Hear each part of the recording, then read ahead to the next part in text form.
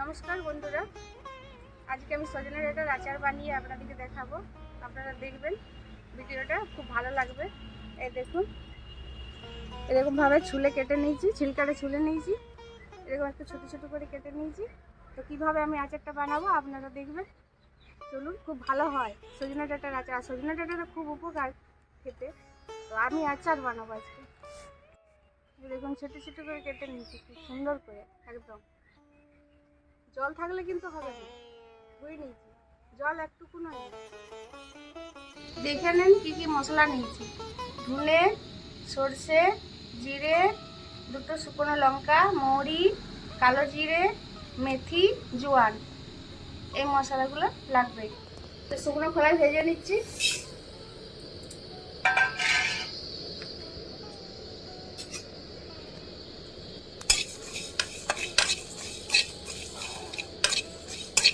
ভেজে এগুলো গুঁড়ো করে নেব। এবার কি করি দেখুন, এতে জল নিয়েছি, বসিয়ে দিলাম গরম। আমি এইটা নিয়েছি জালিটা, আপনারা কাপড় দিয়েও ভাপিয়ে নিতে পারেন। এটা কিন্তু একটুকুনো জল নেই, জল থাকলে হবে না। এর মধ্যে দিয়ে এগুলো ভাপিয়ে নেব জলের মধ্যে।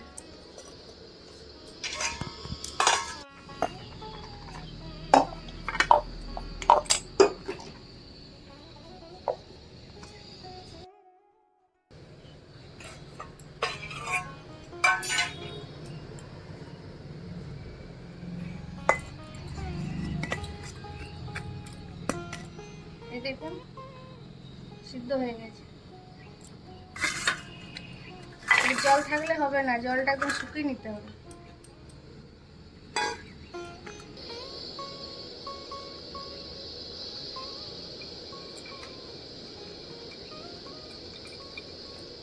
সামান্য হিং,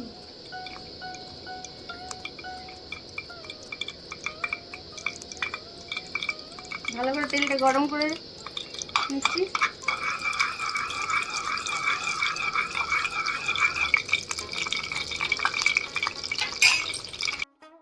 ভালো মতো গরম করে নিয়েছি তেলটা।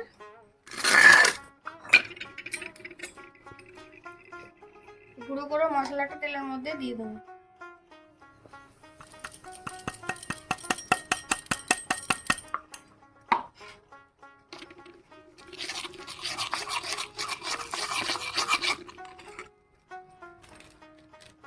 কাশ্মীরি লঙ্কার পাউডার, ঝাল লঙ্কার গুঁড়ো,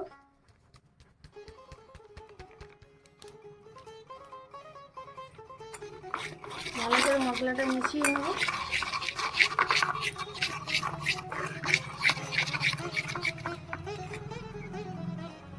আমার কাছে আমচুর পাউডার নেই, আপনারা আমচুর পাউডার দিতে পারেন। আমি লেবুর রস দেবো।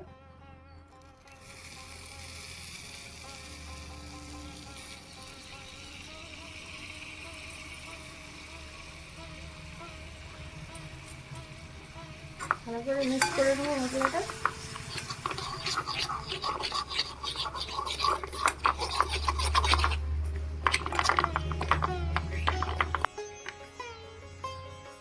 এটা বিট লবণ দিলাম 1 চামচ, সাদা লবণ দিলাম 1 চামচ, হলুদের গুঁড়ো। ভালো করে সব মশলা মিশিয়ে নেব।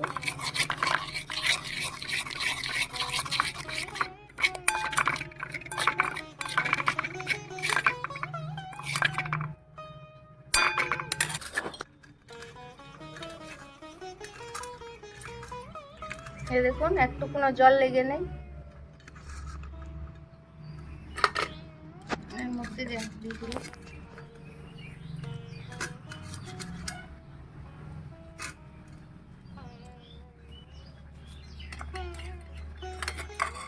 এর মধ্যে মশলাটা দিয়ে দিচ্ছি।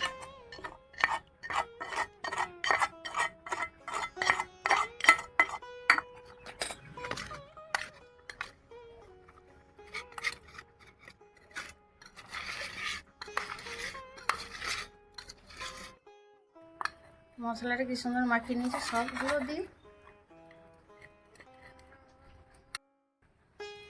এই সময় মাখিয়ে নিয়েছি, দেখুন সবগুলো মিশে গেছে। দু একদিন রোদে দিলেও হবে। এই আচারটা খেতে খুব ভালো লাগে, সজনে ডাঁটার আচার খুব উপকারী। আপনারা ওইভাবে বানাবেন, দেখবেন খুব ভালো লাগবে।